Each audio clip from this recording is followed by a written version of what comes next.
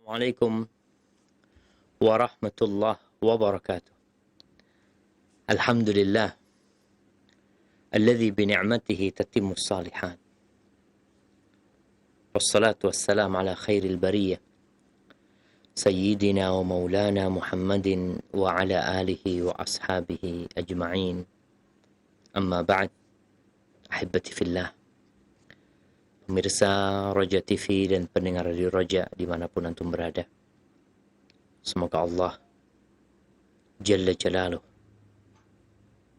menganugerahkan rahmatnya kepada kita dan menetapkan kita di atas hidayahnya sampai ajal menjemput kita. Bersua kita kembali untuk belajar tentang adab dan etika.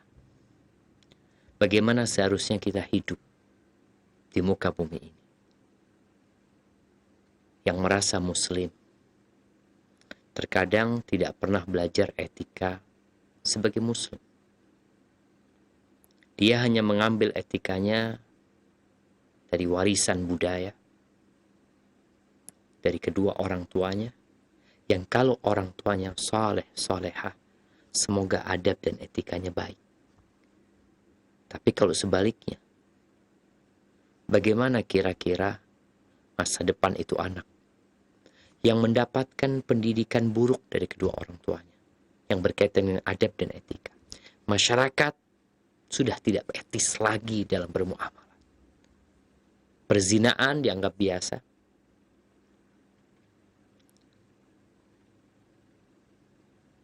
Pernikahan dianggap tidak wajar. Ketika seorang menikah, mungkin dengan istri kedua, istri ketiga, terjadi keributan di masyarakat. Tapi kadangkala perzinaan dianggap lumrah.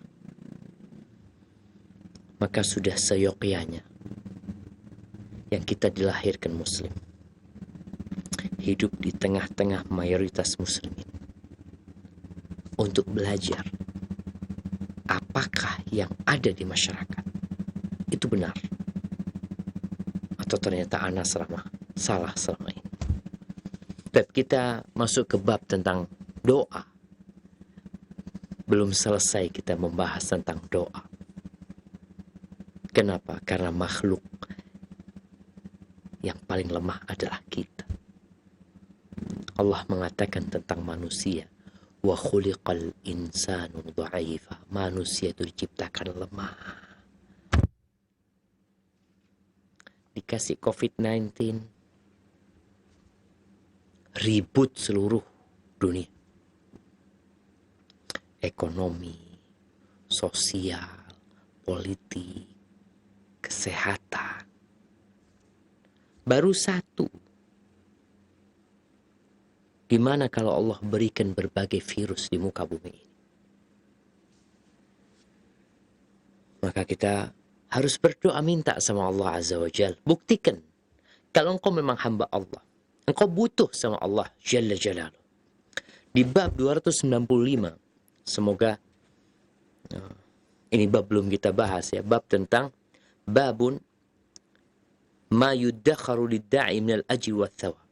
Bab tentang apa yang disimpan untuk seorang yang berdoa dari pahala dan balasan buat dia. Orang berdoa itu, walaupun menurut sebagian kita tidak mendapatkan jawaban, dalam pandanganmu kok belum dikabulkan, padahal sebenarnya sudah dikabulkan. Atau memang belum dikabulkan karena adanya syarat dan ketentuan yang belum dipenuhi. Ini juga teguran buat kita. Tatkala kita berdoa kemudian belum dikabulkan sama Allah Azza wa Jal, bisa jadi kita makan haram. Oh, mungkin ketika berdoa anak tidak berselawat kepada Nabi SAW. Atau mungkin kandungan doa anak dosa. Maka kita perlu mengevaluasi diri. Yang jelas, ketika engkau memenuhi syarat dan ketentuan, pasti dikasih. Ana katakan pasti. Kenapa seperti itu? Karena Allah yang memastikan. Nih kita akan baca hadisnya. قال حدثنا إسحاق قال الإمام بخاري رحمه الله تعالى حدثنا إسحاق بن نصر قال حدثنا حماد بن أسامة عن علي بن علي قال سمعت أبا المتوكل الناجي قال أبو سعيد الخدري عن النبي صلى الله عليه وسلم ما من مسلم يدعو ليس بإثم ولا بقطيعة رحم إلا أعطاه إحدى ثلاث إما أن يعجل له دعوته وإما أن يدخرها له في الآخرة وإما أن يدفع عنه من السوء مثلها قال إذا نكثر قال الله أكثر. Dari Abu Sa'id Al-Khudri radhiyallahu anhu yang meriwayatkan dari Nabi sallallahu alaihi wasallam, tidaklah seorang muslim berdoa yang kandungan doanya tidak berisikan dosa atau pemutusan silaturahim, melainkan Allah akan memberikan kepadanya satu dari tiga. Allah akan kasih. Jadi tatkala antum mendapatkan ilmu, ini waktu mustajab, berdoa antum. Ketika hujan turun, antum berdoa. Ketika mendengar kokok ayam, antum berdoa. Ketika sepertiga malam akhir, antum berdoa. Antara azan dan qomat, antum berdoa. Ketika sujud, antum berdoa. Sebelum salam, antum berdoa memohon kepada Allah Azza wa Jalla. Yang dikatakan waktu itu adalah waktu mustajab. Ketika orang tua berdoa. Ketika musafir berdoa. Ketika orang yang berpuasa berdoa. Itu waktu mustajab, kondisi yang mustajab. Allah janji akan mengabulkan doa. Tidak harus di waktu mustajab. Di semua waktu Allah berjanji. Apalagi di waktu-waktu yang mustajab. Jadi ketika antum berdoa, antum harus yakin dikabulin sama Allah. Hanya saja jawaban dari permintaan antum yang tadi dikatakan Allah akan kabulkan permintaanmu. Jawabannya itu satu dari tiga perkara. Ini antum paham nih. Contoh nih, kita ke tempatnya kawan kita. Katanya, antum ke sana lah, minta apa aja dikasih. Ke sana kita. Dia punya umpamanya, punya motor. Punya motor. Motornya harganya, ya anggap 100 juta. Kita ngomong, bang, buat anak tuh motor. Ah janganlah. Nih, antum ambil yang ini. Kasih mobil kita. Harganya sama 100 juta. Subhanallah. Allah kasih. Tapi nggak harus yang kita pinta itu dikasih satu dari tiga hal. Yang pertama, yang dipinta itu Allah kasih. Dia minta itu, ya itu yang dikasih.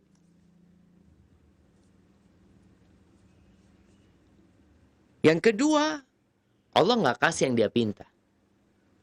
Tapi Allah tabung buat dia di akhirat. Jadi doa itu nilainya, dia minta sesuatu 100 juta. Nilai doanya tuh, dia minta 100 juta, Allah taruh di tabungan dia, di catatan kebaikan dia. Yang akan dia manfaatkan pada hari tidak lagi bermanfaat, harta benda. Tahu-tahu hasil doa dia itu ada di timbangannya. Ya Allah, banyak banget nih. Amalan apa nih? Doa-doa antum itu. Nggak ada yang sia-sia. Atau Allah tolak bala yang akan menimpa dia yang sesuai dengan doanya. Pokoknya sesuai dengan doa antum. Allah akan kasih. Ada bala yang akan menimpa anakmu mungkin. Mungkin ada ular yang akan menggigit. Dengan doa-doamu. Engkau nggak pernah minta supaya anakmu diselamatkan. Yang kau pinta, ya Allah, kepingin ya Allah punya motor buat anak. Ya Allah, kesian dia sekolah jalan kaki. Ternyata yang antum pinta gak dapat. Tapi anak antum selamat. Kan ada kejadian-kejadian, ya Allah, alhamdulillah selamat anaknya. Kawan-kawannya mau main jatuh ke sungai, digigit buaya atau apa, dia selamat. Bisa jadi karena doa orang tuanya. Ketika Rasul Shallallahu Alaihi Wasallam mengatakan ini, apa kata para sahabat Nabi? Mereka, mereka mengatakan, idzan nukthir, kalau gitu kita banyak-banyak berdoa. Apakah kalau kalian banyak berdoa, kemudian akan berkurang pemberian Allah? Apa kata Nabi SAW? Allahu Akbar. Karunia Allah itu lebih banyak lagi. Kalau kita datang ke orang, kita minta sama dia, minta ini, minta itu, minta itu. Dia punya barang 100, kita minta sama dia 50 orang, tinggal 50 tuh dia. Kalau datang 100, habis barangnya dia. Tapi Allah Azza wa Jalla, subhanallah, wasi'at rahmatuhu kulla syai'. Yang dalam sebuah hadis qudsi riwayat Imam Tirmidzi, Allah Jalla Jalaluh mengatakan, "Lau anna awwalakum wa akhirakum wa insakum wa jinnakum qamu fi sa'idin wahidin fasa'aluni fa'ataitu kulla wahidin minhum mas'alatah ma naqasa dhalika mimma 'indi illa kama yanqusul mikhyatu idza udkhila al-bahr." Andai kata seluruh umat manusia dari yang awal sampai yang terakhir, andai kata seluruh bangsa jin, dari jin yang pertama sampai jin yang terakhir. Sekarang aja jumlah penduduk udah 8 miliar kira-kira. Kalau dari zamannya Nabi Adam sampai hari kiamat, Masya Allah, berapa jumlah manusia? Bangsa jinnya berapa jumlah mereka yang ada sebelum manusia? Kalau semuanya itu berdiri di sebuah lembah, lalu mereka semuanya berdoa memohon kepada Allah Azza wa Jalla. Semuanya minta. Dan semua yang dipinta Allah berikan. Yang satu kepingin pulau pribadi dikasih. Yang satu kepingin pulau pribadi sama pesawat pribadi, anak istana, anak dikasih. Apa saja yang diminta dikasih. Apa kata Allah? Itu tidak akan mengurangi kerajaanku. Tidak akan mengurangi dari apa yang aku miliki. Nggak bakalan berkurang. Ya kalau bicara berkurang, kecuali seperti jarum yang dimasukkan ke samudra. Kemudian dia diambil tuh. Antum lihat apa yang dibawa oleh jarum itu. Lalu antum pandang itu samudra yang lepas. Makanya ketika para sahabat mengatakan, idzan nukthir, kalau gitu kita banyak berdoa, banyakin doa. Perbanyak doa kalian. Mohon sama Allah Azza wa Jalla. Jangan berhenti berdoa. Jangan pernah merasa kebanyakan permintaanku. Silahkan kau minta. Tambah lagi permintaanmu. Kalau mungkin kemarin kau meminta 1 jam, hari ini minta 2 jam. 2 jam minta sama Allah.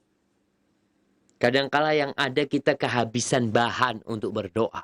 Makanya belajar lagi. Apa sih yang dipinta oleh Nabi SAW? Terus terang ana sendiri. Ya namanya manusia penuh dengan kekurangan. Ketika ana berdoa minta sama Allah ya. Kadangkala udah habis. Apa yang ana lakukan? Ana keluarkan handphone ana. Karena di situ ana ngumpulin doa-doa. Maka mulai anak baca, oh ini yang kelupaan. Ini ya Allah kelupaan. Ini anak minta juga ya Allah. Ini anak minta juga ya Allah. Terus antum minta. Kadang-kadang kala kita, ya apalagi ya. Ternyata banyak dari doa-doa Nabi SAW. Doa-doa para Nabi yang dalam Al-Quranul Karim. Doa-doa Nabi kita Muhammad SAW. Doa-doa yang dibaca para sahabat Nabi. Ya Allah, banyak kali itu doa yang perlu kau minta sama Allah Azza wa Jal. Dan Allah akan kasih 1 dari 3. Mana aja yang dikasih. Hanya saja, ya kalau antum berdoa jangan hanya minta dunia. Ketika dikasih kesempatan berdoa, di situ ada permata. Antum mau minta dikasih.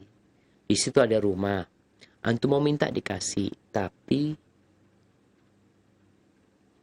bukan berarti kemudian kita akan merubah dunia ini jadi surga. Enggak, kita tetap di dunia. Makanya jawabannya itu enggak selalu apa yang kita pinta. Enggak bisa kita rubah, mau ya Allah aku kepingin dunia enggak ada musibah. Akan tetap ada musibah. Tapi engkau berdoa silahkan. Minta afiat sama Allah SWT. Minta keselamatan. Ya Allah aku ingin enggak ada penyakit, enggak ada corona. Ya minta engkau sama Allah. Tapi ketentuan Allah engkau hidup di dunia. Akan datang tuh musibah, akan datang tuh petaka. Tapi kita enggak boleh minta bala sama Allah Azza wa Jalla. Cuma tadi, jangan hanya minta yang sementara. Minta rumah silahkan. Tapi minta rumah di surga juga. Minta istana, minta di surga. Kok pengen punya villa yang ada kebunnya, yang ada sungainya, minta juga yang di sana. Kenapa yang di sini nggak lama kita? Kita hanya berapa lama hidup di dunia? Ahibati fillah. Kemudian di hadis yang selanjutnya, Imam Bukhari mengatakan, haddatsana Ibn Shaybah, qala akhbarani Ibn Abi Fudayk, qala haddatsani Abdullah bin Mawhib, عن عمه عبيد الله عن أبي هريرة عن النبي صلى الله عليه وسلم ما من مؤمن ينسب وجهه إلى الله يسأل مسألة إلا أعطاه إياها إما عجلها له في الدنيا وإما ذخرها له في الآخرة ما لم يعجل قالوا يا رسول الله وما عجلته قال يقول دعوت ودعوت ولا أراه يستجاب لي. Ini hadis Abu Hurairah dari Nabi alaihi salatu wassalam, tidaklah seorang mukmin yang menghadapkan wajahnya kepada Allah meminta satu permintaan, melainkan Allah akan berikan kepadanya apa yang dia pinta. Bisa jadi jawabannya Allah segerakan yang dia inginkan di dunia, atau Allah kumpulkan di akhirat nanti pahala buat dia. Allah akan kumpulkan. Sekali lagi, nggak ada doa yang sia-sia. Nggak ada istilah, ana udah berdoa nggak dikabulkan. Nggak ada istilah itu sebenarnya. Karena semua yang antum pinta, kalau syarat dan ketentuannya dipenuhi, pasti dikasih antum. Malam ya'jal, di antara ketentuan dan syarat yang harus dipenuhi, nggak boleh terburu-buru, nggak boleh tergesa-gesa. Orang minta, ya minta. Hari ini minta, besok minta lagi. Lusa minta lagi. Sampai berapa lama? Sampai 100 tahun antum berdoa minta. Kalau umur antum sampai 100 tahun, minta 100 tahun. Bagaimana para nabi berdoa? Mereka terus berdoa. Memohon kepada Allah Azza wa Jalla. Bayangin ya bagaimana Nabi Nuh berdoa. 950 tahun dia. Terus berdoa. Jangan tergesa-gesa. Gimana tergesa-gesa? Para sahabat tanya, orang tergesa-gesa gimana? Doa kok dikatakan dia tergesa-gesa? Yaitu dia mengatakan, aku udah berdoa. Dan aku udah berdoa, udah berapa lama ya? Kadang-kadang ada yang mengatakan, Ustaz, anak udah 5 tahun gak punya anak Ustaz. Anak udah ini, baru 5 tahunan tuh. Iya Ustaz, udah doa kayaknya gak dikabulin sama Allah. Nah, ini yang gak boleh. Karena biasanya, orang kalau sudah berdoa, lalu dia merasa nggak dikabulkan, muncul buruk sangka sama Allah. Muncul perasaan seakan-akan apa yang Allah janjikan tidak dipenuhi. Tepis semua hal ini dengan terus berdoa. Dan yakin dikabulkan. Cuma tadi jawabannya 1 dari 3 hal. Jadi ingat, kita nggak bisa berdoa minta dunia ini jadi surga, nggak bisa. Makanya kalau sesuatu yang diminta, kenapa masih ada orang miskin? Padahal orang miskin itu soleh Ustaz, dia berdoa minta kekayaan. Tapi Allah nggak kasih, Allah kasih permintaan dia. Nggak ada doa yang tahu-tahu 0, kecuali doa yang tidak memenuhi syarat. Allah kasih. 1 dari 3 hal. Lebih baik mana dia dikasih harta di dunia, tapi di akhirat masuk neraka. Terus yang di dunia dia nggak dikasih tuh yang dia pinta, tapi Allah sediakan yang lebih baik dari dia. Seperti orang yang mungkin dia minta mobil, sampai mati nggak dikasih mobil sama Allah. Nggak punya mobil dia. Dia mobil harga 100 juta yang dia inginkan. Allah ganti di surganya dengan mobil bukan harga 100 juta. 100 triliun mungkin Allah kasihkan sama dia. Dan di sana khalidina fiha abada, kekal selama-lamanya di sana. Di dunia kalau dikasih mobil, mobilnya rusak, bannya bocor, supirnya mati. Kita lihat berapa banyak kejadian tabrakan-tabrakan di jalan. Tuh mobil nggak ada artinya. Kok mobil yang supirnya, majikannya mati hancur. Maka jangan pernah buruk sangka sama Allah. Teruslah berdoa, berbaik sangka sama Allah. Dapat, antum dapat 1 dari 3. Maka kita perlu yakin, menumbuhkan keyakinan di diri kita atas besarnya rahmat Allah dan kemampuan Allah untuk memberikan kepada kita hanya dengan menyebut kun. Innama amruhu idza arada syai'an ay yaqula lahu kun fayakun. Hanya tinggal mengatakan kun, selesai semuanya. Jadi ketika kita ngelihat sekarang momen corona, Ustaz, nih umat Islam udah berdoa, udah minta supaya COVID ini diangkat. Kita ingin balik ke masjid, kita ingin kajian offline, kita ingin berjumpa dengan saudara-saudara kita. Udah setahun kita berdoa, Ustaz, baru setahun berdoa. Terus Ustaz, kok belum dikabulkan? Dikabulin sama Allah. Kan jawabannya 1 dari 3. Jadi nggak ada istilah ya Allah kok belum dikabulin ya. Kalau memang tadi ada syarat-syarat yang belum dipenuhin, ya penuhin. Mungkin ada syarat-syarat dan ketentuan yang belum kita penuhin. Kita penuhin dulu.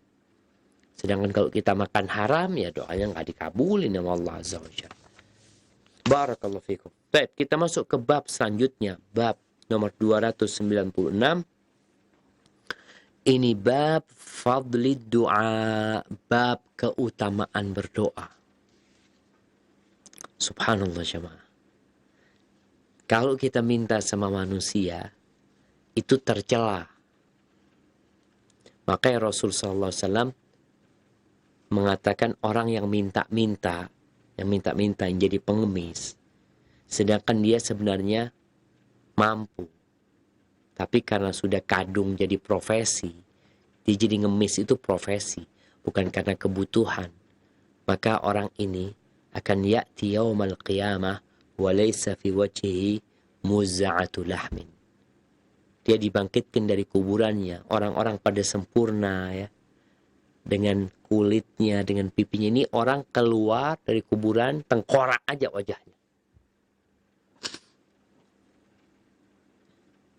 Nggak tahu malu dia. Islam itu memerangi yang namanya kemalasan.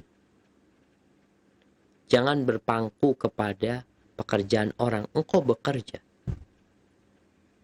Ini berkaitan dengan meminta-minta kepada manusia.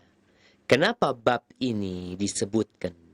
Karena jangan sampai ada yang mengatakan, tadi umpamanya, aduh males mau minta sama Allah.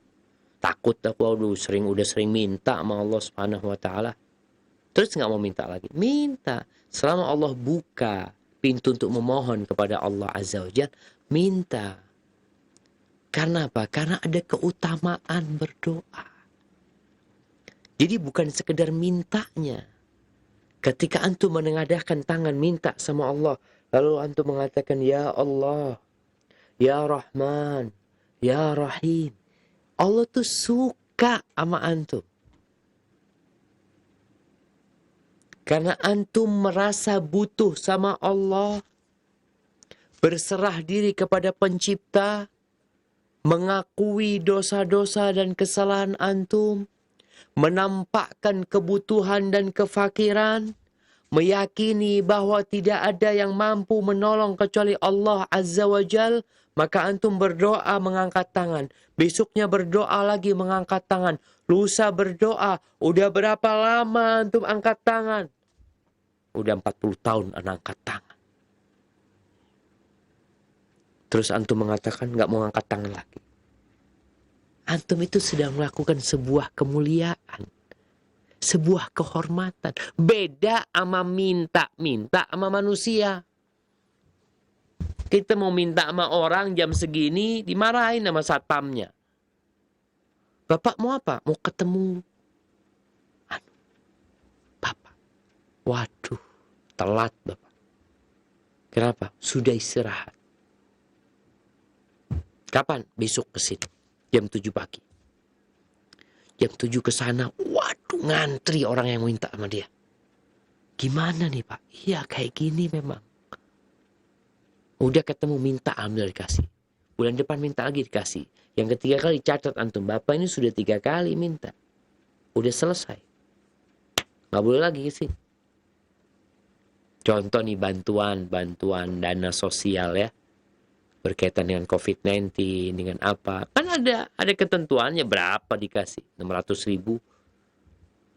Kasih berapa kali. Habis gitu minta lagi. Habis sudah nggak boleh minta lagi. Udah cuma itu. Ya memang karena keterbatasan orang yang memberi. Tapi Allah Azza wa Jalla nggak ada ceritanya kurang tuh yang dimiliki Allah. Gudangnya habis, nggak ada ceritanya. Tadi kita udah sebutkan tuh, seperti lautan yang kalau semua orang minta dikasih, itu hanya berkurang air laut itu seperti jarum yang masuk kemudian keluar kembali.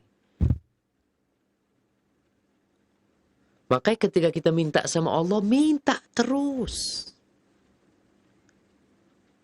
Karena Allah itu tidak akan bosan, tapi kalian yang bosan. Sebenarnya kalian yang bosan. Yang gak mau doa. Jadi, doa ini sebuah kemuliaan. Makanya orang yang paling mulia itu, orang yang paling banyak berdoa. Siapa yang paling banyak berdoa? Nabi kita Muhammad alaihi salatu wassalam. Makanya mulai hari ini kita usahakan terus berdoa. Berdoa aja antum jalan kaki. Baca apa? Rabbana atina fid dunya hasanah. Wa fil akhirati hasanah. Wa qina adzabannar. Jalan, duduk, santai. Rabbana hablana min azwajina. Wa dhurriyatina qurrata a'yun. Waj'alna lil muttaqina imama. Ini yang lagi naik pesawat. Mungkin yang lagi di tenda. Dalam kondisi ya pandemi plus musibah. Nggak punya rumah. Ini itu. Doa. Dalam kondisi apapun. Berdoa. Kenapa? Ini sebuah kemuliaan. Apa kemuliaannya? Kita baca.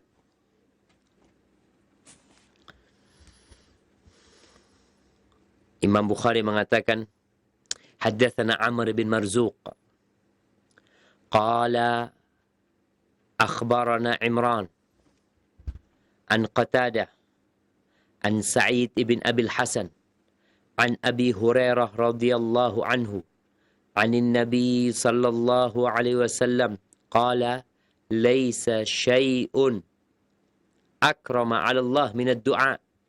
Ini hadis dari Abu Hurairah radhiyallahu anhu bahwa tidak ada sesuatu yang lebih mulia di sisi Allah Azza wa Jalla, yang lebih agung dari segala ibadah daripada doa. Nggak ada yang lebih utama dari doa. Sejatinya doa ini ada dua. Du'aul ibadah dan du'aul masalah. Doa yang kaitannya ibadah. Dia itu melaksanakan ibadah, tapi secara hati dia itu minta sama Allah Azza wa Jalla. Dia tunduk, mengabdi kepada Allah. Walaupun mungkin lisannya tidak meminta sesuatu. Tapi hatinya memohon sesuatu. Kenapa engkau sholat? Iya. Hatinya ingin dirahmati Allah. Ingin masuk surga. Jadi ada permohonan dalam pelaksanaan ibadah tersebut. Ketika orang puasa, ada permohonan dia dengan puasanya. Dia tahu bahwasanya orang yang puasa itu, fi sabilillah, akan dijauhkan wajahnya dari api neraka selama 70 tahun. Allah, dia ingin itu. Dia puasa. Maka dalam ibadah-ibadah kita ada mengandung doa, sedekah yang kau berikan. Yang kedua, ada du'aul masalah. Ada doa yang memang permohonan dengan lisan kita minta. Dalam sholat pun ada gitu loh. Kita pertama Allahu Akbar sholat. Kita puji Allah subhanakallahumma bihamdika wa tabarakasmuka wa ta'ala jadduka wa la ilaha ghairuka. Mungkin nggak ada permohonan di situ. Tapi di balik itu sejatinya ada yang dipinta. Ketika Nabi Yunus alaihissalam di dalam perut ikan paus, berhari-hari dibawa ke dasar lautan, malam hari dalam kegelapan yang begitu kelam, berdoa tuh Nabi Yunus alaihissalam buat beliau siang malam sama aja dia berada di perutnya ikan. Apa yang beliau katakan? Mungkin kita ngelihat kok nggak ada permintaan sepertinya ya. Beliau meminta sebenarnya. La ilaha illa anta subhanaka inni kuntu minadh zalimin. Ya Allah, tiada yang berhak disembah kecuali Engkau ya Allah. Maha suci Engkau. Maha suci Engkau dari segala kekurangan ya Allah. Aku termasuk orang-orang yang zalim. Subhanallah. Seperti itu. Artinya doa. Ini sebuah kemuliaan. Nggak ada yang lebih mulia daripada doa antum. Minta. Rasul SAW, Nabi ini.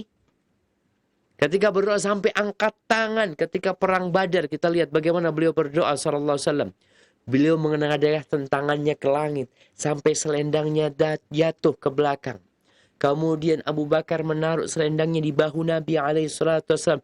Jatuh lagi. Sampai Abu Bakar radhiyallahu anhu mengatakan kafaka munasyadata rabbak. Cukup engkau permohonanmu sama Allah, Allah akan kabulkan ya Rasulullah. Iya. Tapi kita disuruh minta. Allah tuh senang sama doa. Cinta sama permintaan.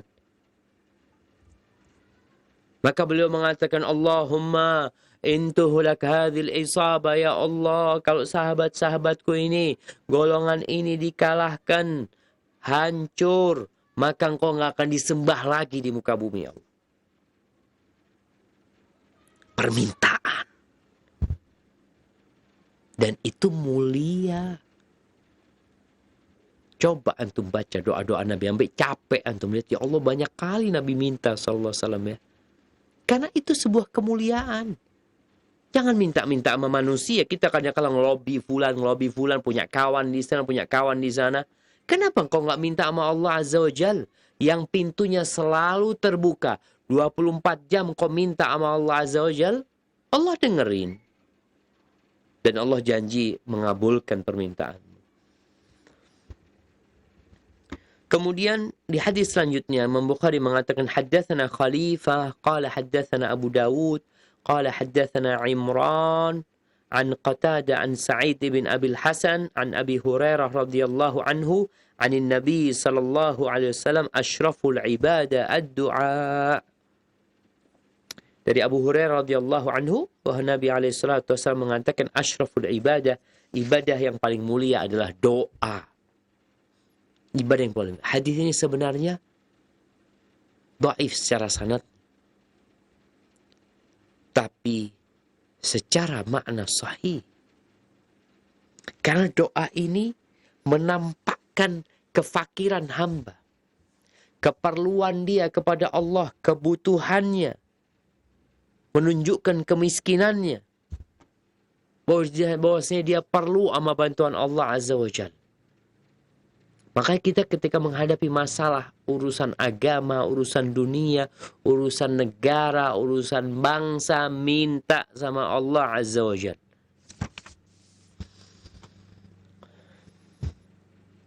Kemudian kita tahu dengan hadis ad-du'a wal ibadah. Doa itulah ibadah. Doa itu ibadah. Jadi ketika manusia berdoa minta sama Allah Azza wa Jalla, dia tuh sedang beribadah kepada Allah Jalla Jalaluh. Bukan sedang bersantai ria, dia sedang minta sama Allah. Makanya orang-orang yang soleh itu banyak kali doanya. Kemudian Nih, di hadis yang selanjutnya yang kita akan bahas berkaitan dengan doa itu adalah ibadah. Qala haddatsana Abu Walid, qala haddatsana Syu'bah. Ini kata Imam Bukhari, an Mansur an Dzar an Yusay an Nu'man bin Bashir an Nabi sallallahu alaihi wasallam qala inna ad-du'a huwa al-ibadah thumma qara'a ud'uni astajib lakum. Ini dari Nu'man bin Bashir, sahabat Nabi radhiyallahu anhuma. Dari Nabi alaihi salatu wassalam, beliau mengatakan sesungguhnya doa itu adalah ibadah. Doa itu ibadah. Makanya nggak boleh kita minta kepada selain Allah Azza wa Jal. Memohon kepada benda-benda. Ada yang masih mencari pesugihan ke tempat-tempat keramat. Tempat-tempat angker. Ada yang ingin usahanya laris, lancar. Dia berangkat ke tempat-tempat pesugihan. Dia berdoa di sana. Minta sama siapa antum? Oh, anak nggak sholat buat itu, Zat. Anak nggak sholat. Buat orang yang mati itu anak nggak sholat. Karena kalau datang ke kuburan yang keramat katanya. Yang kalau ke sana minta sama mbahnya itu dikabulkan. Minta sama Allah. Anak di sana nggak sholat, anak sholat buat Allah, tapi mintanya sama dia. Ketika dia minta kepada lautan, minta berkah sama lautan. Makanya kenapa orang-orang melakukan ritual ke sana dan ada menganggap, oh itu nggak apa-apa, itu kan bukan sholat. Engkau ngapain di sana? Engkau kan berdoa, minta. Tujuannya minta keselamatan. Ama siapa minta keselamatan? Ama penunggu laut. Ama ikan lele. Ama ikan apa yang ada di lautan? Atau engkau meyakini adanya kekuatan di sana? Doa itu ibadah. Nggak boleh kita berikan kepada siapa-siapa. Kecuali kepada Allah Azza wa Jalla. Karena kadang-kadang ada yang mengatakan, enggak, anak nggak beribadah kepada selain Allah. Anak cuma minta aja sih di sana. Anak cuma doa aja di sana. Doa itu ibadah. Lalu beliau membaca firman Allah, ud'uni astajib lakum. Doalah kepada aku, mintalah kepada aku, pasti aku kabulkan. Ya Allah, jemaah. Ayolah. Kita ini kalau udah tahu kayak gini, udah paham, doa, minta sama Allah SWT, nggak ada ruginya. Antum pegang handphone, tuh lihat tuh di handphone ini. Ya. Di handphone ini ada aplikasi doa ya. Antum bisa lihat di malam hari umpamanya. Ada yang namanya baterai. Mana baterai? Batoria. Ya. Antum lihat baterai itu. Penggunaan baterai itu untuk apa saja? Untuk ini, untuk ini, untuk itu. Lihat. Untuk doa, kalau antum memang punya aplikasi doa, berapa persen antum berdoa?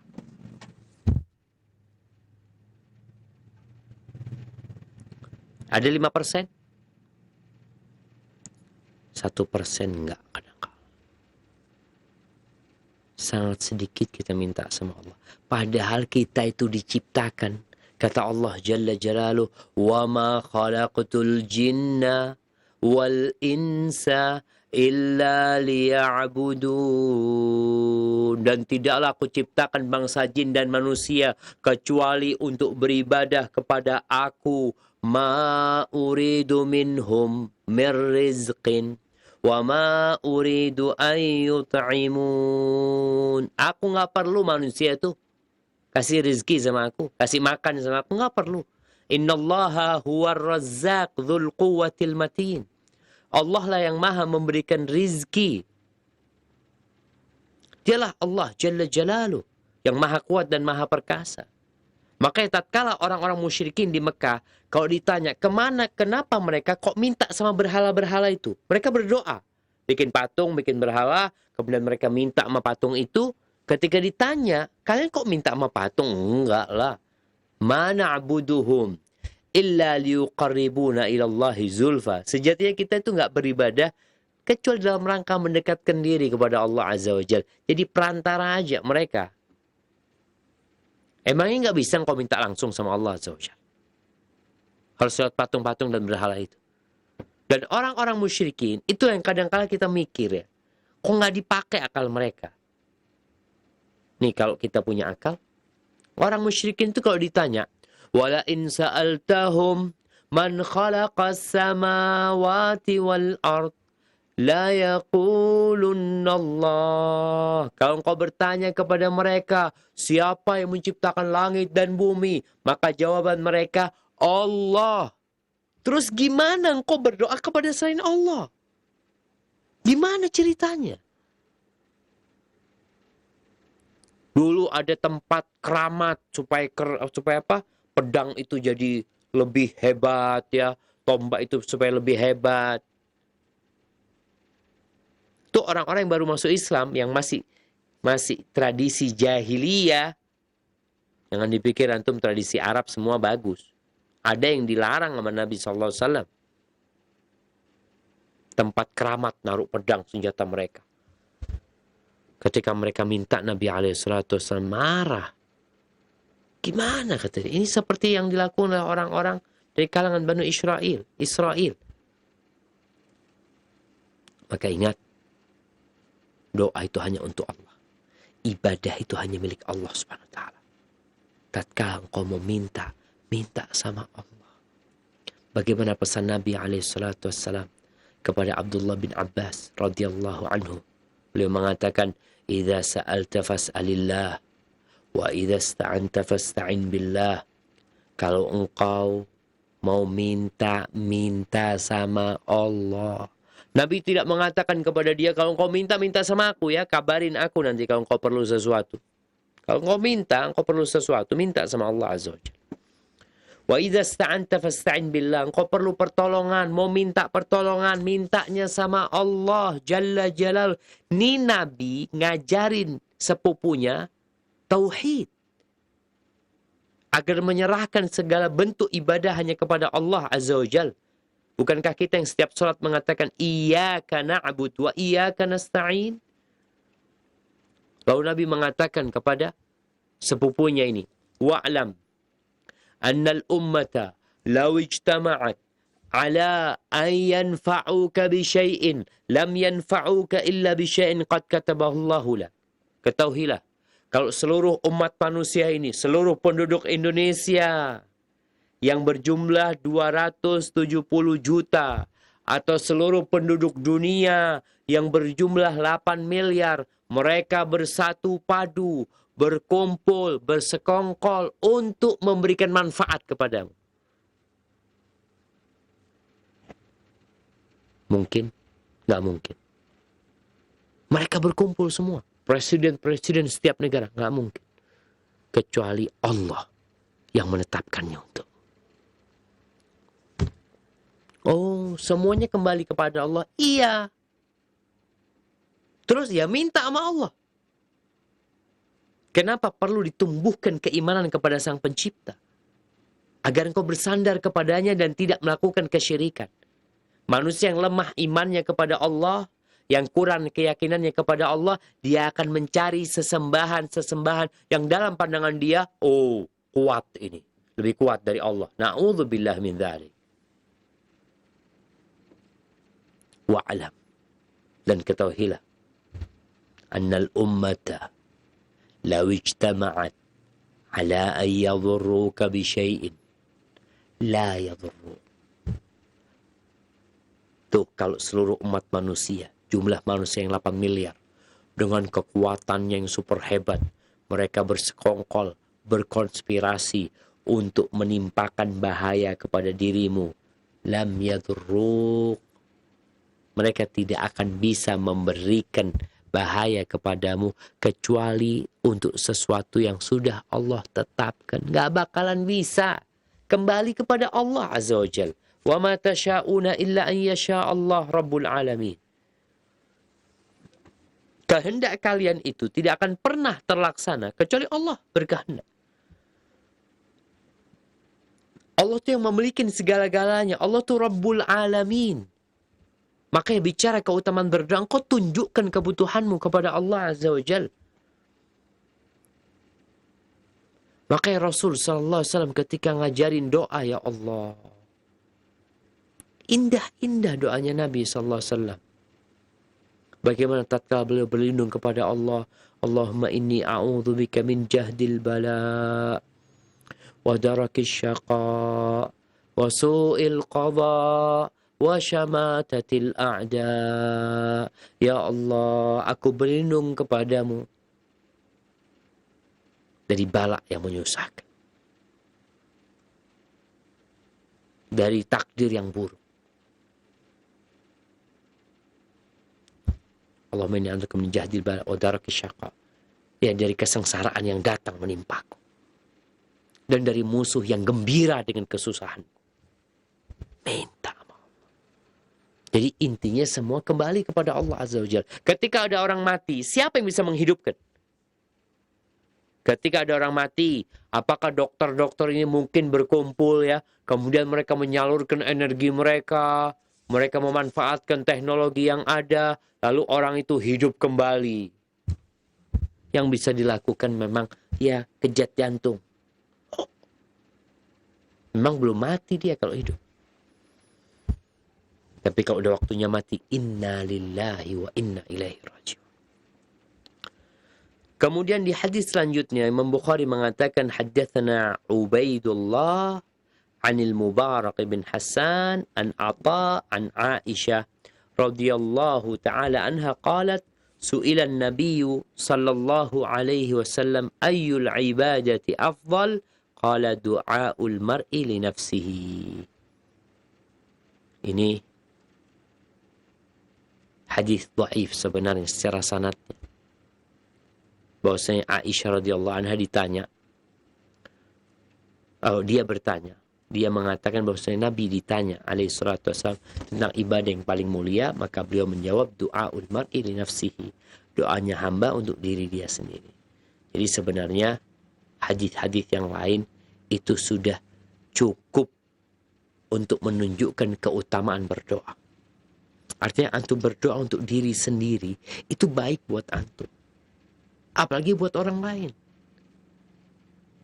Seorang yang berdoa untuk diri sendiri itu menunjukkan kalau dia memang perlu sama Allah Azza wa Jalla. Disinilah poinnya, ketika seorang merasa butuh dan tahu Allah itu maha besar, Allah maha kuasa, dia minta sama Allah. Jadi ibadah nih, orang itu jadi mulia dengan doa-doanya, dengan permintaan-permintaannya. Yang kadang-kala kita lupa nggak berdoa. Kondisi COVID-19 di PHK, dia punya masalah dengan keluarga, ekonomi sedang tumbang. Apa yang dilakukan? Mikir solusi ini dan itu. Silahkan dipikirkan solusi itu. Tapi jangan lupa berdoa. Kenapa? Doa ini ibadah jamaah. Bagaimana Nabi alaihissalatu wasallam mengajarkan kepada sahabat-sahabatnya, engkau jangan lupa baca doa ini. Engkau jangan lupa baca doa ini. Nabi mengatakan kepada Mu'adz bin Jabal di penghujung setiap salat, jangan lupa membaca Allahumma a'inni ala dzikrika wa syukrika wa husni ibadatik. Sebelum tidur baca doa ini, bangun tidur baca ini, sepertiga malam akhir baca ini. Ketika melihat orang dalam bergelimang harta, mengumpulkan, menumpuk dunia, baca doa ini. Diajarin tuh doa-doa. Ketika menghubungin istrinya, baca doa ini. Ketika naik kendaraan, baca doa ini. Ketika masuk rumah, baca ini. Masuk toilet, baca ini. Allahu Akbar. Semua diajarin jemaah. Artinya ketika engkau berdoa buat dirimu sendiri, itu udah mulia. Karena menunjukkan kebutuhanmu kepada Allah Azza wa Jalla. Apalagi kalau antum berdoa untuk diri sendiri, kemudian mendoakan orang lain. Lebih mulia lagi. Barakallahu fikum. Ana rasa mungkin itu yang bisa kita sampaikan pada kesempatan kali ini. Ada hadis nomor 716. Hadis ini cukup panjang. Berkaitan dengan hal yang penting yang insya Allah kita akan bahas pada pertemuan yang akan datang. Kurang lebihnya mohon maaf. Mungkin kita kembali ke studio Roja. Terima kasih kami ucapkan untuk Al-Ustadz Jazakumullahu khairan atas materi bahasan serta nasihat yang penuh manfaat yang disampaikan di malam hari ini. Ikhwatal Islam, untuk selanjutnya kita memasuki sesi interaktif. Anda yang akan bertanya silahkan. Nah, ada pertanyaan dari seorang hamba Allah di Sukabumi. Assalamualaikum warahmatullahi wabarakatuh. Ustadz mau bertanya dan mohon nasihatnya. Saya merasa menjadi manusia yang paling banyak dosa. Hampir-hampir saya putus asa dari ampunan Allah Subhanahu wa taala. Tahun-tahun yang berlalu saya masih banyak berbuat dosa, namun sekarang saya banyak menyesal dan ingin bertobat atau melakukan tobat dengan banyak istighfar. Siang malam saya selalu ingat dosa yang begitu besar. Di saat saya muhasabah diri, saya pun ditimpa musibah dengan penyakit yang berat dan harus menjalani operasi. Tetapi saya ikhlas menerimanya. Yang jadi pertanyaannya Ustadz, apakah saya sedang ditegur atau diuji oleh Allah Subhanahu wa taala, atau ini merupakan siksaan? Mohon nasihat dan penjelasan dari hal ini. Jazakallah khairan Ustadz. Barakallahu fiik ya. Subhanallah jemaah. Buat teman-teman, ya buat kita semua yang bergelimang dosa, ketahuilah bahwa Allah itu di antara nama-namanya adalah At-Tawwab, yang maha menerima tobat, Ar-Rahim, yang maha pengasih, Al-Ghafur, yang maha pengampun, Al-Afu, maha pemaaf. Jadi antum jangan pernah putus asa dari rahmat Allah Azza wa Jalla. Allah mengatakan, qul ya ibadiyalladzina asrafu ala anfusihim la taqnatu min rahmatillah innallaha yaghfiru dzunuba jami'a innahu huwal ghafurur rahim. Kata Allah, wahai hamba-hambaku yang terus berbuat dosa, yang banyak dosanya, dia melampaui batasan dia, jangan putus asa dari rahmat Allah. Itu mengampuni semua dosa. Semua dosa diampuni. Iya. Jangan putus asa. Allah mengampuni semua dosa. Selama engkau bertobat kembali kepada Allah Azza wa Jalla, Allah akan terima engkau. Beda kalau kita berbuat dosa sama manusia. Kita kalau berbuat dosa sama manusia, kita tuh malu mau minta maaf sama dia. Takut kita mau minta maaf. Takut gak diterima. Karena manusia ini pelit dengan hak dia.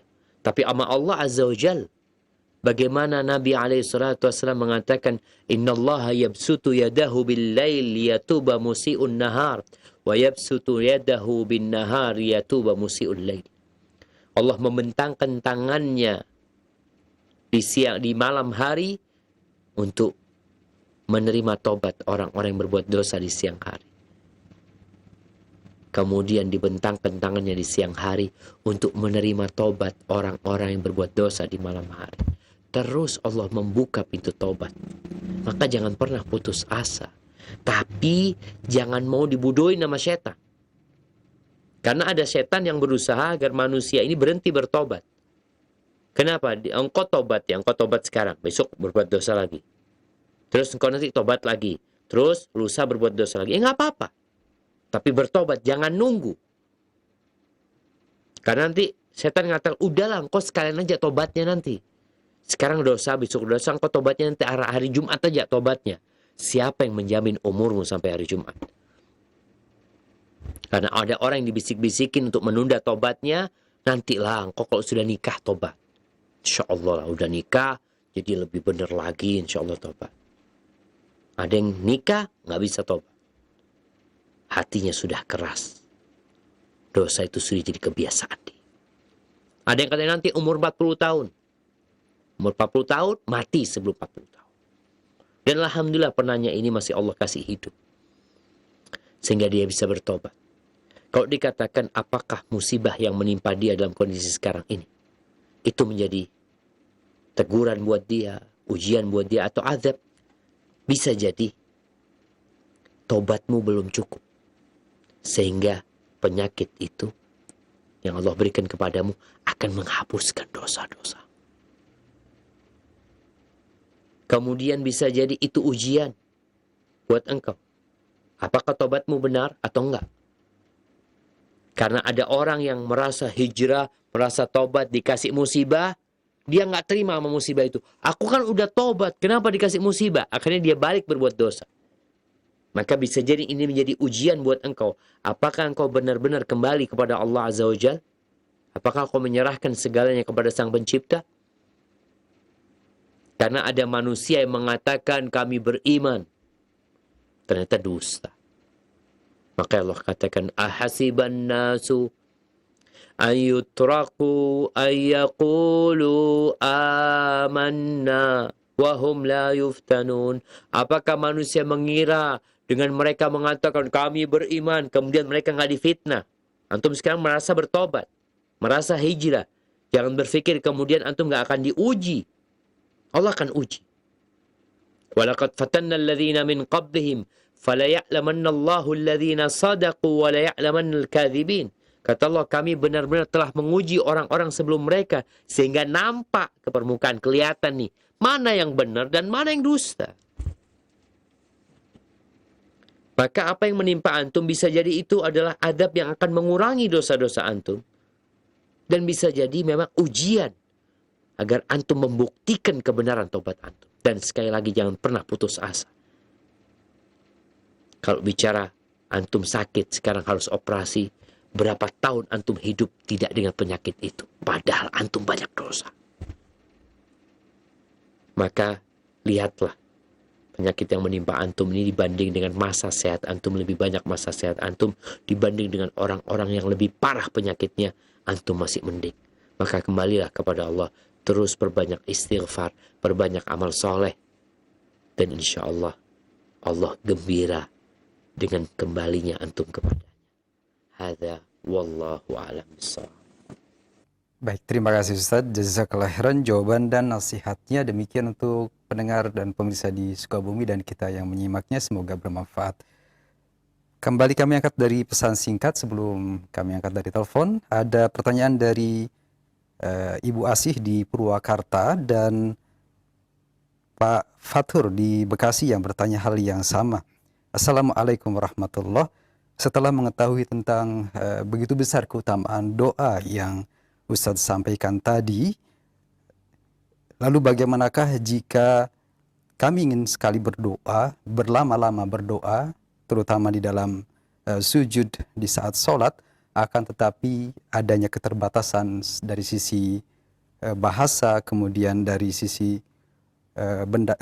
perbendaharaan doa, bolehkah bagi kami untuk mengambil lafaz dari zikir pagi atau zikir petang yang kemudian dibaca di dalam sujud di saat sholat?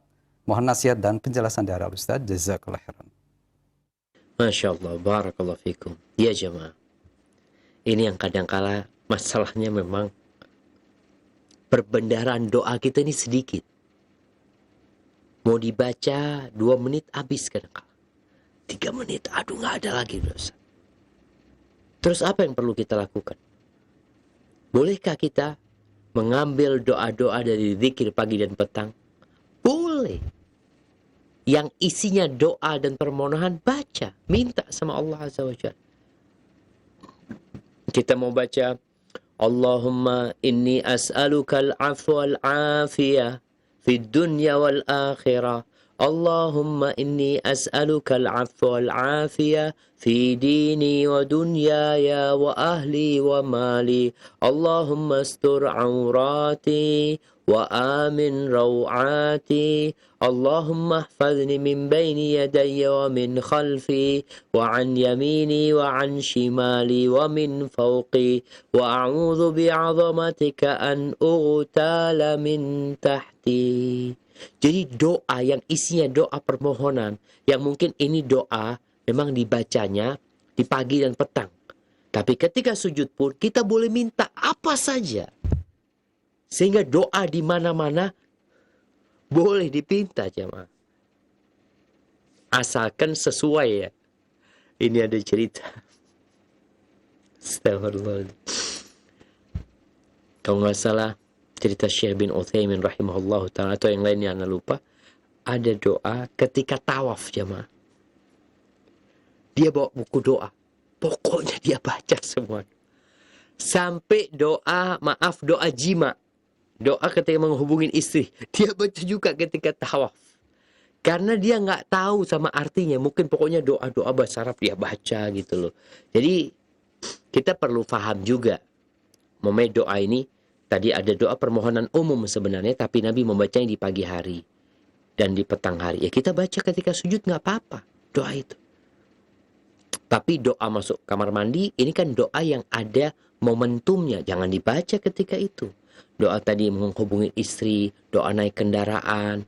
Ada doa-doa yang memang secara makna berkaitan dengan peristiwa yang sedang berlaku.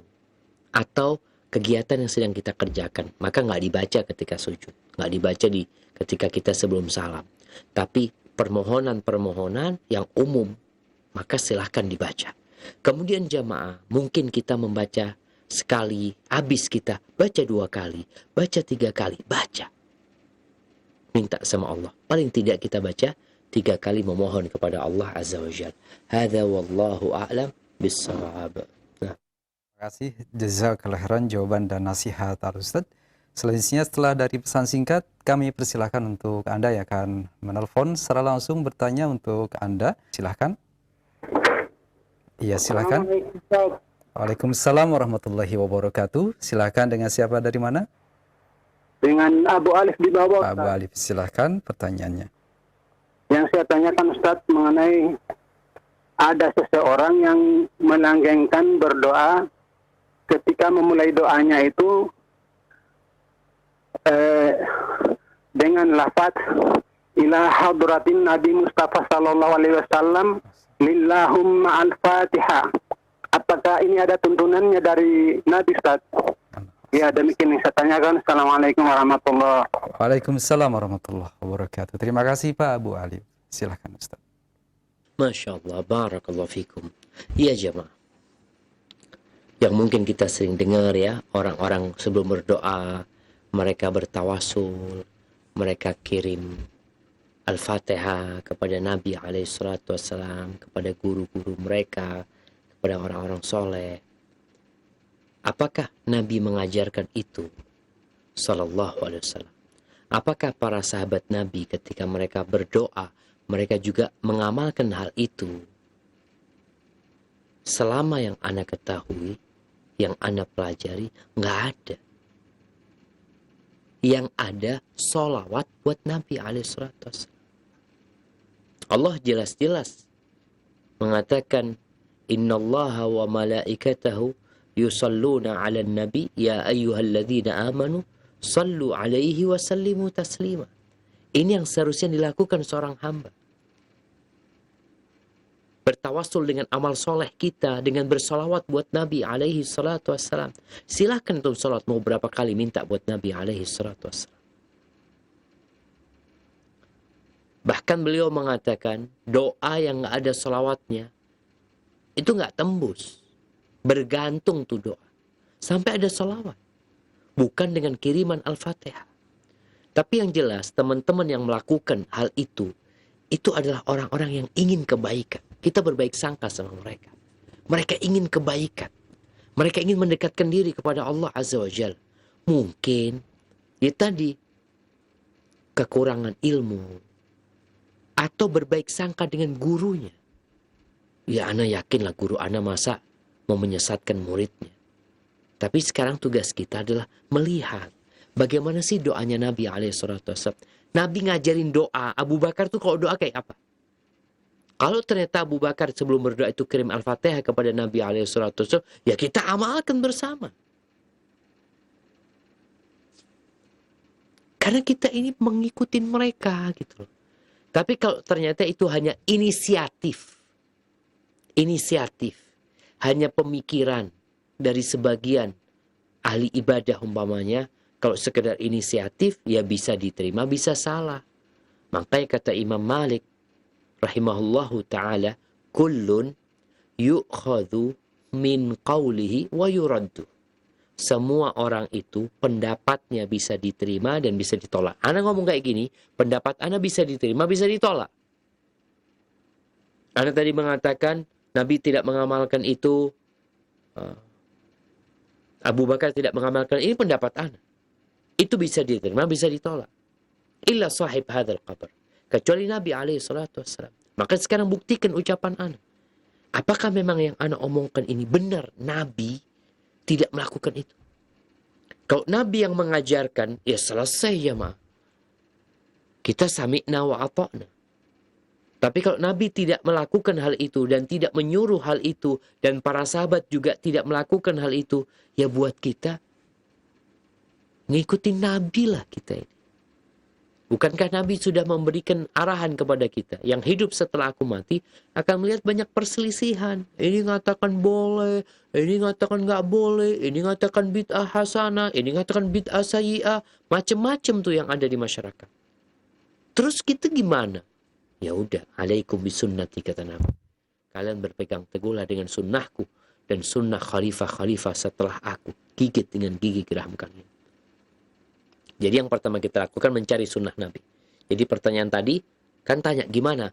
Apakah ada tuntunannya? Selama yang ana tahu sekali lagi ini keterbatasan ilmu ana, nggak ada. Nabi nggak pernah ngajarkan seperti itu, nggak pernah nyuruh dan juga nggak pernah mencontohkan. Para sahabat juga enggak. Terus tugas kita ikuti Nabi SAW. Antum selamat insya Allah. Sambil kita bertanya kepada masyarakat, ada guru yang mengajarkan, kita tanya, Pak Guru, afwan ya, soalnya ana dengar ada yang mengatakan nggak boleh kayak gini nih. Apakah benar Nabi ngamalin yang seperti ini? Ya kita tanyakan. Dalam artian umat lebih lebih aktif bertanya ya, lebih kritis lagi dengan adab. Kalau bertanya sama seorang guru, tolong dengan adab dan etika. Sampaikan kepada dia, guru semoga Allah merahmatimu. Aku mohon maaf, mungkin pertanyaanku kurang tepat ya, tapi ini mengganjal di hatiku, aku minta solusi kepada guru. Sampaikan kepada dia. Hadza wallahu a'lam bissawab. Al-Ustaz atas jawaban dan nasihatnya. Barakallahu fiik. Selanjutnya kami masih angkat dari telepon untuk Anda yang akan bertanya secara langsung. Silakan. Ya, silakan Bapak atau Ibu. Ya, mau bertanya. Ya, silakan dengan Bapak siapa dari mana? Dengan hamba Allah di Jawa Timur. Ya, silakan Pak. Ustaz, saya sedikit bingung Ustaz. Bisa dikatakan ini subhat Ustaz namun afwan bukan bermaksud mendebat Ustaz, artinya saya benar-benar bingung tentang birrul walidain. Menurut saya memberikan rokok bagi orang tua itu boleh. Alasannya selama kita mengingkari dan bernyataan birrul walidain. Kalau ada kaidah gak boleh, itu kan tidak baik untuk kesehatan. Maka apa yang datang dari sahabat itu salah Ustaz. Ada sahabat yang ada entah itu sahabat atau bukan yang memotong pohon kurma, diambil jantungnya untuk diberikan kepada orang tua, udah boleh. Kenapa? Mubadzir temannya syaitan. Ada lagi yang ulama yang menghentikan majelisnya untuk memberi makan ayam karena disuruh ibunya. Alasannya tidak boleh juga. Kenapa? Ibunya seorang mukallaf. Lalu menurut saya gak ada birrul walidain Ustaz. Saya benar-benar bingung Ustaz. Yang saya tanyakan lagi, kalau misalnya ibu kita ingin membeli bakso, ibu ingin beli bakso di kota sebelah, gak boleh Bu. Kenapa? Kalau saya capek, la diror wala duror. Artinya kalau menurut saya gak ada birrul walidain kalau seperti ini Ustaz. Mohon penjelasannya Ustaz. Terima kasih Ustaz. Terima kasih kembali. Assalamualaikum. Waalaikumsalam warahmatullahi wabarakatuh. Nah, silakan Ustaz. Iya. Barakallahu fikum. Ya, pertanyaan yang menarik sebenarnya. Kalau kita bicara birrul walidain, apa sih batasan birrul walidain? Yang pertama, selama perintah orang tua tidak bertentangan dengan perintah Allah. Selama perintah orang tua tidak bertentangan dengan perintah Allah Azza wa Jalla, maka kita wajib taat, kita patuhin orang tua kita. Kalau bicara perintah orang tua ternyata haram, maka kita nggak boleh taat. Karena berkaitan dengan ketaatan kepada Allah lebih diutamakan daripada ketaatan kepada orang tua. La ta'ata li makhluqin fi ma'siyatil khaliq. Itu yang pertama. Yang kedua, tidak ada ketaatan yang membahayakan. kehidupan anak. Kalau membahayakan kehidupan anaknya disuruh loncat dari tiang listrik. Loncat.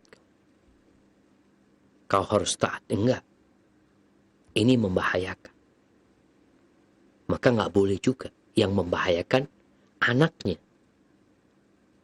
Jadi kalau ada perintah-perintah yang berbahaya, kita tahu tadi kaidah yang disebutkan ya, la dharara wala dhirar. Nggak boleh kalau memang tadi membahayakan kehidupan anak. Atau perkara yang kalau anak ini meninggalkan ketaatan kepada orang tuanya dalam masalah itu akan membahayakan orang tuanya. Jadi tidak boleh membahayakan anaknya, nggak boleh membahayakan kedua orang tuanya. Nah, kalau pertanyaan tadi bicara membelikan rokok buat orang tua, sebenarnya hukumnya rokok ini apa? Kalau bicara para ulama mengatakan hukum rokok itu antara haram sama makruh. Ya, mungkin sebagian masih makruh aja sampai sekarang. Maka kalau bicara hukumnya makruh, kembali kepada masalah makruh ini kan, kalau ditinggalkan berpahala, kalau dilakukan rugi sebenarnya. Ini kalau bicara makruh. Tapi pendapat yang lebih kuat, rokok ini haram. Jadi kalau antum mendengarkan yang mengatakan nggak boleh membelikan rokok buat orang tua, karena memang pendapat yang kuat haram hukum rokoknya. Dari asal kata inilah, dari hukum inilah kemudian nggak boleh. Jadi ketika antum mengkiaskan dengan yang lainnya, yang lain-lain yang antum contohkan tadi, itu nggak haram. Boleh-boleh aja. Kalau bicara seperti orang yang potong pohon kurma, karena ibunya kepingin ya, dia ambil jantung kurma itu. Secara hukum agama, halal apa haram? Boleh, nggak apa-apa. Dia potong hal itu, dia beli, yang penting dia punya uang, dia beli, tafadhal. Jadi kembali kepada hukum rokok itu sendiri sebenarnya, yang akhirnya antum kepikiran, yang lain-lainnya itu nggak boleh. Karena kalau sudah bicara haram, maka nggak boleh antum taat sama orang tua. Kalau sekedar bicara ya sehat ya, takut membahayakan orang tuanya, ini nanti akan juga kembali kepada kalau bicara umpamanya nggak apa-apa, tapi itu membahayakan orang tuamu, dosa antum. Kalau bicara membahayakan orang tua, karena gimana membahayakan orang tua? Ada orang tua yang mau rokok, anaknya tahu, dokter udah ngomong, bapakmu jangan ngerokok ya. Bapakmu jangan ngerokok. Soalnya ini sudah berbahaya. Tapi antum enggak lah, oh bapak daripada marah sama anak, nanti anak durhaka sama bapak, antum kasih rokok, bapak opname. Langsung masuk ke IGD. Antum dosa. Karena antum membahayakan ayah pada waktu itu. Ini kalau bicara tadi antum beranggapan makruh. Tapi dari dokter, pihak dokter sudah menyatakan bapakmu nggak boleh ngerokok lagi. Karena kondisi paru-parunya sudah parah. Tapi antum kasih dengan dalih antum berbakti, maka di sini antum telah menimpakan bahaya kepada orang tua. Mungkin bahasanya antum membunuh orang tua antum dengan rokok itu sebenarnya. Maka kembali kepada hukum rokok itu sendiri dan kondisi yang ada ya. Hadza wallahu a'lam bishawab, artinya seorang anak tetap berbakti kepada orang tuanya selama perintah orang tua tidak bertentangan dengan perintah Allah Azza wa Jalla. Kemudian selama hal itu tidak membahayakan anaknya dan tidak membahayakan orang tuanya juga. Hadza wallahu a'lam bishawab. Baik, terima kasih untuk jawaban dan nasihat Al-Ustaz. Jazakallahu khairan Ustaz. Selanjutnya dari pesan singkat kembali, kami angkat dari dua penanya juga, ada Ummu Ilham di Jakarta Selatan dan Pak Heri di Bekasi kembali yang bertanya, Assalamualaikum warahmatullahi wabarakatuh. Ustadz, mohon nasihat dan penjelasannya terkait adab di dalam berdoa. Apakah di dalam berdoa harus mendetail sesuai dengan keinginan dan keperluan kita, ataukah mencukupkan diri dengan doa yang diajarkan oleh Rasulullah Shallallahu Alaihi Wasallam dengan doa-doa yang meliputi segala hal? Mohon nasihat dan penjelasan dari hal ini. Jazakallahu khairan ya Ustaz. Masya Allah, barakallahu fikum. Ya jemaah, pertanyaan yang cukup menarik ya tentang ada berdoa. Artinya kan ada doa-doa umum yang diajarkan Nabi alaihi salatu wassalam. Seperti kalau kita berdoa, Rabbana atina fid dunya hasanah wa fil akhirati hasanah wa qina adzabannar. Ini umum doanya. Minta kebahagiaan, kebaikan di dunia, kebaikan di akhirat, dan selamatkan dari api neraka. Tapi juga doa Nabi alaihi salatu wassalam ada yang detail. Ada doa Nabi yang detail. Bicara tentang keinginan kebahagiaan umpamanya. Bagaimana beliau meminta kepada Allah Azza wa Jal tiap pagi, Allahumma inni as'aluka ilman nafi'an wa rizqan tayyiban wa amalan mutaqabbala. Yang diminta ini mulai detail nih, ilmu yang diminta, kemudian rizki, kemudian amal. Beliau juga berlindung ya. Momennya ada doa yang dinisbatkan kepada Nabi atau kepada Nabi Daud alaihissalatu wassalam. Allahumma inni a'udzubika min jari su', ya Allah aku berlindung kepadamu dari tetangga yang buruk. Wa min zaujin tushayyibuni qabla al-masyib, dan dari pasangan hidup yang membuat rambutku beruban sebelum waktunya. Wa min walidin yakunu alayya rabban, dan aku berlindung dari anak yang jadi penguasa atas orang tuanya. Yang keempat, wa min malin yakunu alayya adzaban, dan aku berlindung dari harta yang jadi azab buat aku. Dan aku berlindung dari wa min khalilin makirin, dari kawan atau sahabat yang pandai bermakar, matanya memandangiku, hatinya memperhatikanku. Kalau aku berbuat baik dia sembunyikan, kalau aku berbuat salah dia sebarkan. Jadi ada permintaan-permintaan yang detail. Sehingga tatkala kita punya permintaan yang detail, atau karena kondisi tertentu kita minta umpamanya ya dalam kondisi kita minta pekerjaan mamanya, atau kita minta kendaraan sama Allah Subhanahu wa taala yang kita butuhkan, kita ingin diterima di sebuah sekolahan, kita minta agar Allah memudahkan urusan itu, nggak ada masalah. Tapi jangan berlebih-lebihan. Contoh minta motor, ya Allah aku minta motor yang mereknya ini, yang cc-nya sekian, yang kemudian rodanya, peleknya sekian, ya enggak lah. Kita minta kendaraan ya Allah yang nyaman buat ana dan keluarga ana. Minta sama Allah SWT. Jadi ada permintaan yang umum, ada yang permintaan detail sesuai dengan kebutuhan kita, tapi tidak berlebih-lebihan. Hadza wallahu a'lam bishawab. Terima kasih atas jawaban dan nasihat Al-Ustadz. Dan masih tersisa 5 menit ke depan Ustadz, untuk kita terima satu pertanyaan terakhir dari telepon. Silahkan. Ya, silakan Bapak atau Ibu. Assalamualaikum Ustaz. Waalaikumsalam warahmatullahi. Silakan Ibu pertanyaannya. Ini mau menanyakan ini tentang doa tadi. Iya.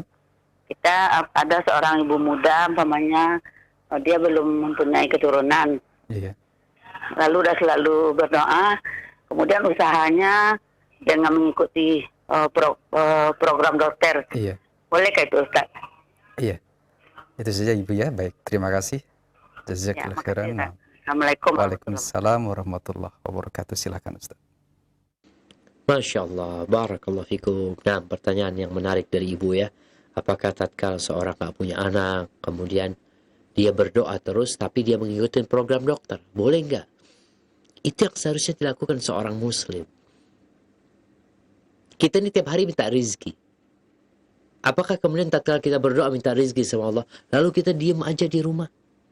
Kita bekerja. Ada usaha yang dilakukan. Rasulullah SAW mengatakan, tadawaw, berobatlah kalian. Wala tatadawaw bil haram. Jangan berobat dengan yang haram. Artinya ada usaha untuk mengobatin diri kita.